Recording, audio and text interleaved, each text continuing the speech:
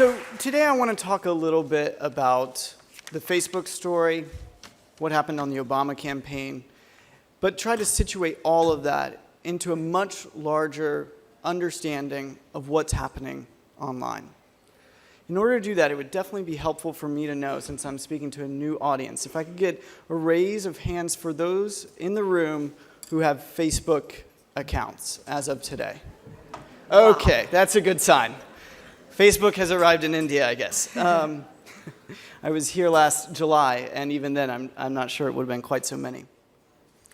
So this is very helpful because I think that once you have an account on a site like Facebook or a site like LinkedIn or Twitter or any of the social networking sites that are currently available, you have a good sense of how they work. But what I want to do is try to think about that a little bit more in depth by starting with a pretty simple concept, but one that I think is incredibly important. Information. We have to go to the heart of what information is to truly understand the information revolution that is currently taking place in our world. At its most basic, I define information as the recorded form of communication. Anytime you have an idea, anytime you have an experience, anytime you have an emotion, as soon as any of these things are captured and recorded, that becomes a piece of information. I, like many others, believe that we're experiencing an information revolution currently, the kind that comes along every few years. If you go back a few hundred years, as people like to do, you have this with the printing press. Revolution there was, it was much easier to capture and create information. And of course, that information was distributed much faster than it had previously been possible. From there, you go on to the 19th century, and you have other revolutions in communications technologies. You have the birth of radio, the telegraph, eventually television. Throughout all of history, all of these communication revolutions change the possibilities for how information is distributed. We're currently experiencing an information revolution, but of a unique historical type. We're entering a period where the networked screen has become increasingly important as a way of, yes, consuming information that has been distributed by a certain few, but more importantly, as a way that information is now created.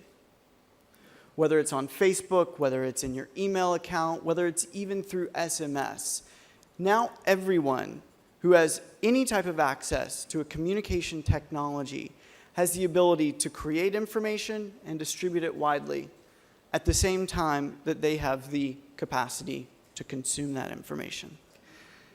So Facebook, in particular, is really different from the other networks that exist on the web. It's a network that helps real people share and connect to the things they care about. I'm going to repeat that. It's a network that helps people share and connect to the things and people that they care about. It's different than a lot of the other sites on the web, which are places where you can come and sort of recreate your identity. You can be anybody that you want to be, and you can do that in a very public way. Facebook is not that. Facebook is a place where you come and you recreate your authentic identity. You use your real name. You connect to your real friends. And from there, because you're in a closed, trusted environment where you have total control not only over what information you're sharing, but exactly who sees it, your experience on Facebook becomes a direct expression of who you are as a person. So one of the most often asked questions for myself was, what were you guys thinking? Where did this concept come from? So this is us back in 2004. If you thought I looked young today, you didn't see me when I was actually 19. So I'm in the center. Mark Zuckerberg, who's the CEO of Facebook, is on the right, and Dustin Moskovitz, who was our other co-founder, is there on the left. But Facebook came from a pretty basic generative environment, which was the American university. We were all roommates in college, all studying different things. I was not technical, but Mark was studying computer science, and Dustin was studying economics and computer science as well. When we started Facebook, though, this basic idea was still present, just as it is today. You make it possible for people to talk about who they are, connect to their friends, and do it in a trusted environment, and people will want to share. These three principles were at the core of what we started in 2004 and are at the core of Facebook today. Trust and privacy, making sure the network is actually useful, and acknowledging that Facebook as a company can only do so much. Over the past 6 years, Facebook has grown to the point where it is today. We have 400 million users, and 70% of those are outside the United States.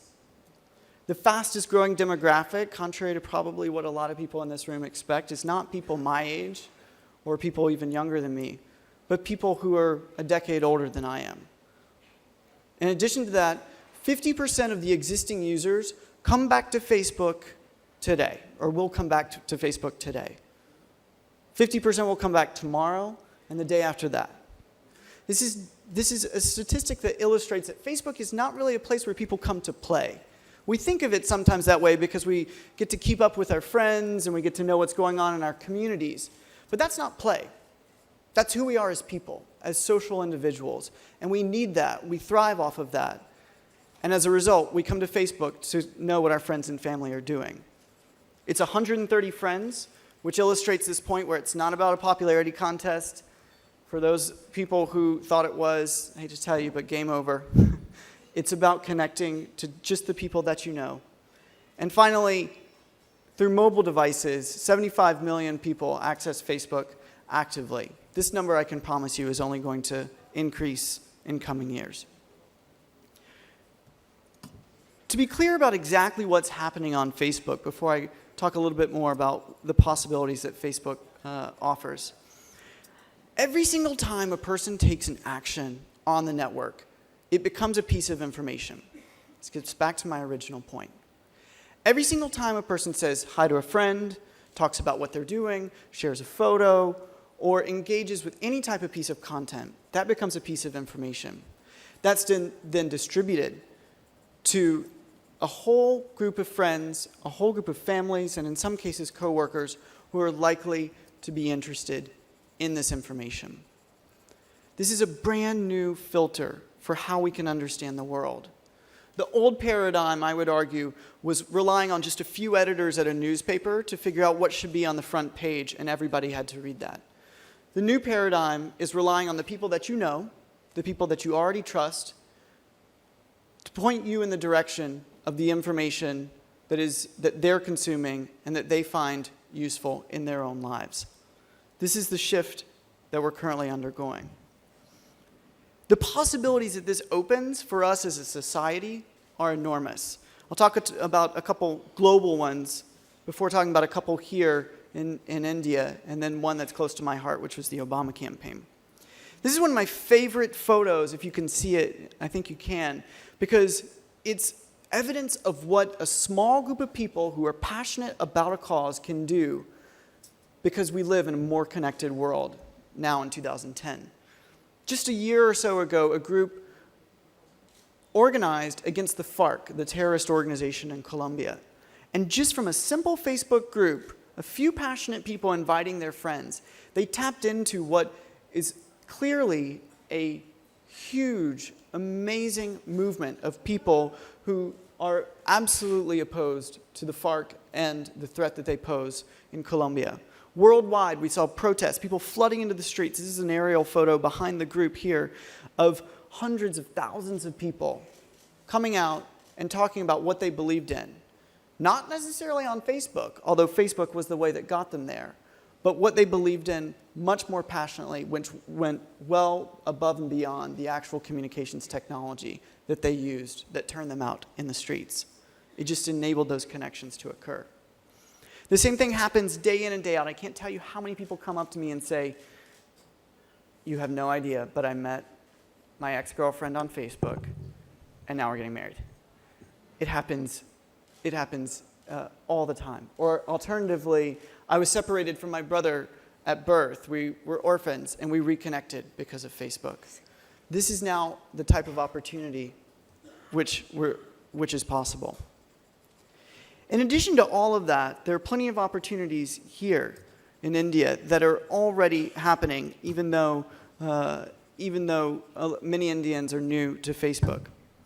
One of the most interesting, which doesn't seem to be loading right yet on the page, but hopefully was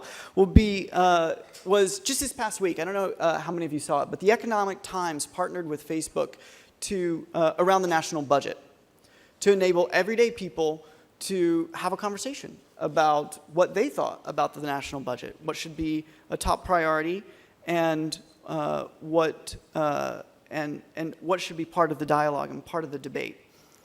As a result, just last week, the finance minister here in India met with the Economic Times to talk about all of the comments and all of the feedback that they got through Facebook and through interactions on the Economic Times website.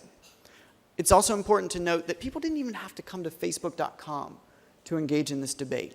You go to the Economic Times website, you log in with your Facebook user ID and password, you communicate with the world at large, and you also can see what your own friends and the people that you know are saying in the midst of the debate. In addition to that, there's a slide of what happened just last week. In addition to that, Facebook also gives unprecedented access to public figures and celebrities. Here, Amar Khan, who many of you guys know, engages personally his supporters on his Facebook page in dialogue with them about whatever they're thinking. This type of access was never possible before previously. You used to just be able to sit back and watch and consume. Now you can be part of the conversation and part of the debate. So one example that I'd like to talk at length about is my own personal one with the Obama campaign. So I spent 3 years at Facebook working on the user experience, the design, and the individual's set of functionality that they had at their disposal for how they used the network. But in 2007, I went and signed up to work for Barack Obama to direct online organizing for his campaign. And from the very first day, we were very practical about what we were doing. What we did not want to do was use social networking just because it was cool. We weren't interested in getting buzz or in being a hip candidate or in being cool and being on Facebook to be part of that. Instead, what we were interested in was votes. Because we knew that at the end of the day, we could have a lot of buzz, and a lot of political candidates have, but buzz doesn't convert to votes. People and impassioned supporters who know where, when, and how to do it, and can bring their friends and can bring their family along, are what make the difference. So with that in mind, what we did do is we took a step back and we said, okay, what does all of this networking technology offer us? It's the ability to enable people en masse, wherever they may be, to share a little bit about who they are and what they believe, then to connect with other individuals who are like them, whether it's friends or people that they might not yet know, and then most importantly, to act, whether that's financially, knocking on doors, making phone calls, doing any of these things that are part of the American electoral tradition. So I've got all sorts of slides here, but I think I'm going to give up on them and just try to articulate a few of the key things that we did. On the campaign, people came to understand that the entire effort was about them. Normally in American political campaigns, you have a single candidate who comes and you have a few focus groups and you develop a message, and then you put on some 30-second ads on television and you call it a day. You hope that enough people show up. This campaign was radically different. We said, we're going to be about an individual's capacity to believe and then to connect to other people who are likely to believe as well, to get those people in the car and then go to the polls and vote. You'll notice, if you understand what's been happening with social networking technology, this intersected directly with the revolution that we're currently undergoing. It's now easier than ever for people to do exactly this. Say, I believe in a candidate, I believe in a cause, and I'm interested in finding other people who would believe in it as well, so that we can work together. As a result, we created a culture on the campaign which was not about us in headquarters creating great content or creating a great television advertisement and blasting it out. Instead, it was about our supporters being the voice of the campaign. We created 1,500 videos on YouTube, and some of them really moved, and that's great. But what is a much greater testament to the strength and power of the campaign was that our supporters were the ones who created tens of thousands of videos about who they were, why they supported the campaign in the first place, and what they believed their country could be. Similarly, if you would come to our website and take a look at any of our pages, you oftentimes wouldn't even see Barack Obama, the candidate, front and center. Of course, our policies, our issues, all of these things were there. They were packaged in. But if you came, what you would see was a story of a supporter, who they were, why they cared, and what their hopes and dreams were. You see this in the way that we wrote the Democratic Party platform. It wasn't a group of 10 people sitting in a room in DC who came up with a program and then distributed it to the world. Instead, we opened the doors. We asked all of our supporters to hold house parties in their homes, in churches, in community centers, in schools. Invite people over and say, what do we stand for? What is the Democratic Party about? What should be at the heart of this campaign? And then put all of those ideas together, use technology to mass thousands of these ideas together, and that information itself became the party platform and became who we were as a campaign. As a result, people were compelled to act. Because people had a role and had a voice, they felt that it was their responsibility to make sure Barack Obama was elected president. That's the right word, responsibility. As soon as you offer an individual the chance to own and truly feel a part of something important and believe in it through and through, then it's no longer an option of whether or not to support or to whether or not to give $25 or to show up on a Saturday morning. Instead, it becomes a responsibility on the part of our supporters. As a result, we raised over $500 million online alone. Average donations, less than $100. As a result, we had, going into Election Day, a tremendous fundraising advantage over our opponent, something that's been unparalleled in American history. But those numbers, even though they're top lines, I think are only just the highlights. What's more inspiring to me is that at the end of the day, we had 13 million people connected to our campaign online. And that's 1 in 5 of the number of people who came out and voted for us on Election Day, on November 4th, 2008. We also were able to build a technology platform that created over 200,000 community events, 25,000 grassroots groups, and a whole culture and ethic of political activism and responsibility. So when we call the Obama campaign a technology movement, what we mean by that is an entire collection of people who believed in a cause and believed in a candidate and used technology and all of the opportunities that were offered to make that a reality. One thing that I think is really important to clarify, you probably think since I'm up here and I'm 26 and work in the field of Facebook and Obama and technology, that everybody who is connecting to us on the campaign must have been in their 20s or 30s. It's actually not true. On Facebook and on other networks, it tended to be, at that time, mostly people in their 20s and 30s. But on our own campaign website, the majority of people were in their 40s and 50s. These were people for whom technology was not an intimidating concept, but instead an enabling factor to empower them to actually participate in the campaign. We crossed demographics, we crossed platforms, and we did it in a way that was able to create a true watershed moment, I believe, in American political history. The question then is, how can other people use this? What are the opportunities that exist? Facebook is, in many ways, a one-of-a-kind platform that wires the people on the web and wires the world. And the Obama campaign, too, was a particular campaign with a particular candidate at a particular moment in history. I don't think that it's smart to try to think about recreating the Obama campaign in another time in America or in another cultural context, for instance, here in India.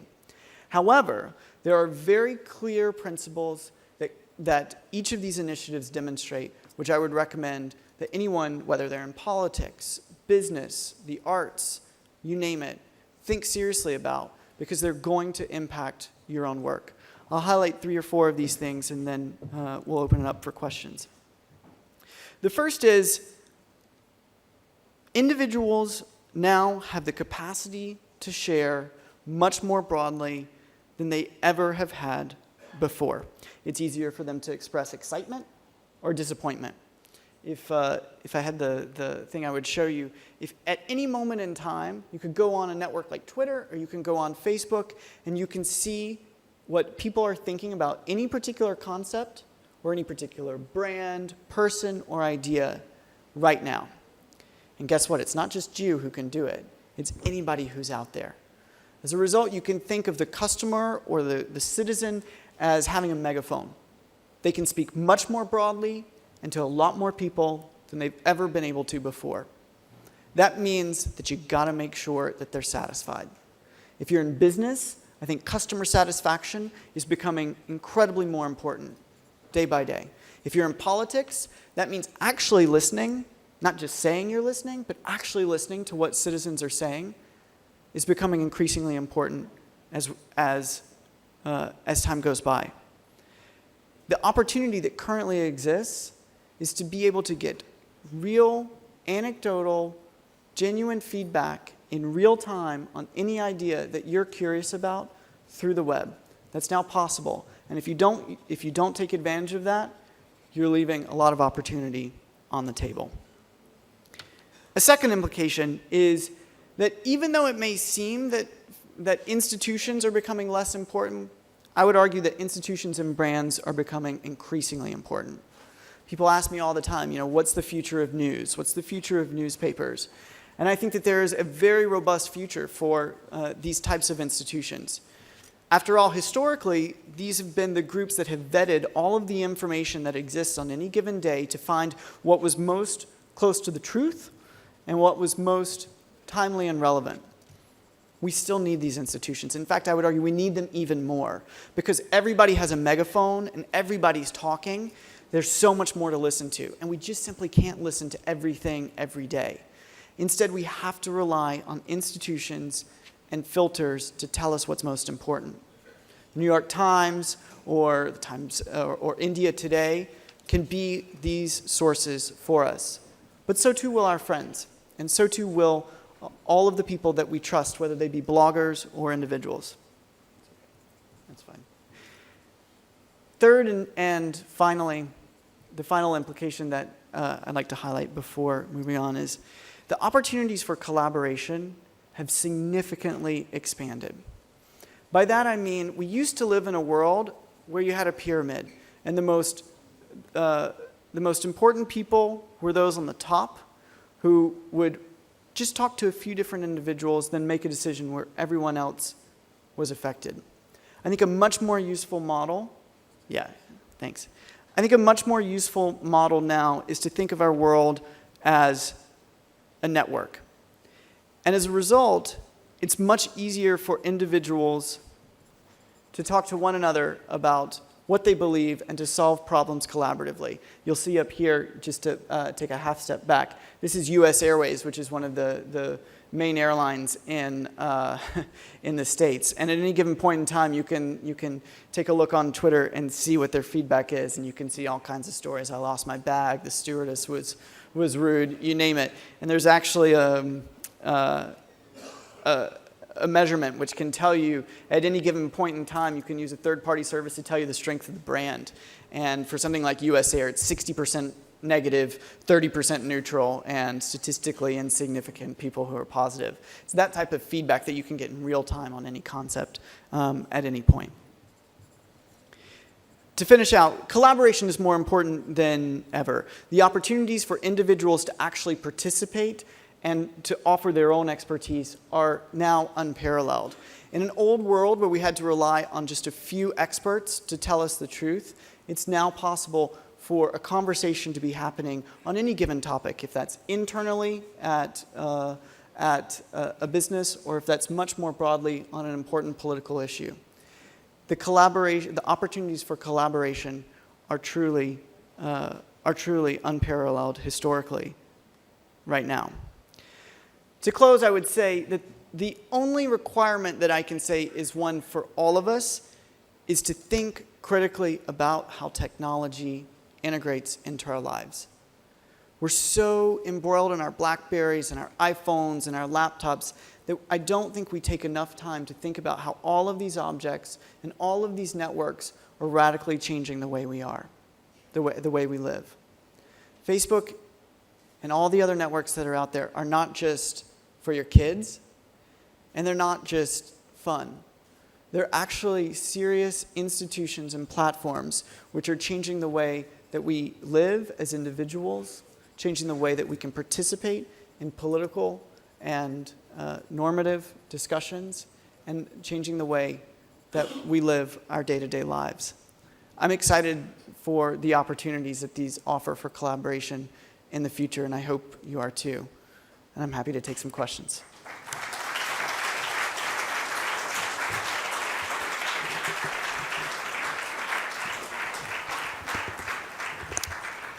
Thank you, Chris. As tradition in the conclave has it, I have the privilege of asking the first question as the chairperson.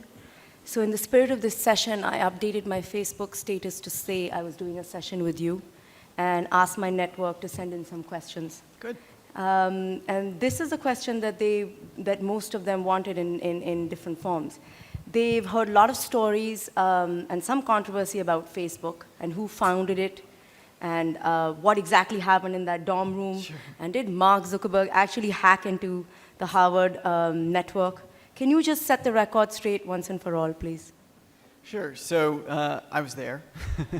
Mark Zuckerberg, Dustin, and I were all roommates. And the concept of Facebook came out of the context of Harvard.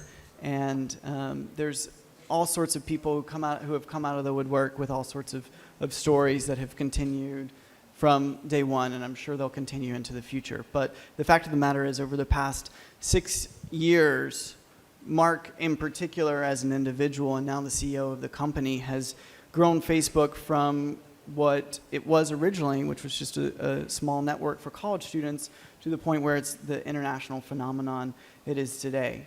So we as a group co-founded it, and Mark has led the company from the very first day, and I have immense personal admiration and respect for him as a friend and former colleague that one could have.